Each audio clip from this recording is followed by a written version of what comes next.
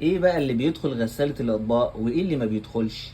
يعني عندنا الاركوبال بيدخل زي الفل اهو، عندنا الاستانلس، السكاكين بتدخل لكن بتتلم مع الوقت، بتبقى تلم مع الوقت مع كتر الغسيل.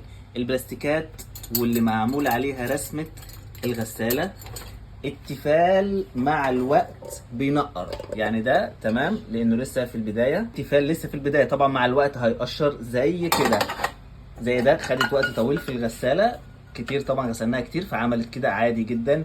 احنا بنبوظ وعادي مش مشكله، اللي يبوظ يبوظ. تمام. نخش هنا على الازاز بانواعه، زي الكاسات زي كده بانواعه، الازاز مفيش اي مشكله. من الحاجات اللي ما بتدخلش الغساله الشفرات، الانواع الاكليريك، شفشق الكبه، شفشق الخلاط، ده ما بيدخلش الغساله.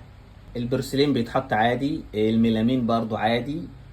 السيليكون بانواعه اوكي، السيليكون بانواعه يدخل الغساله مفيش اي مشكله. الخشب لا، شوف الخشب من كتر الغسيل لا. السكينه طبعا بتتلم مع الوقت، وبرضو الخشب لا، خشب بيشرب ميه والسخونيه بتأثر عليه فيشقق مع الوقت وكتر الغسيل.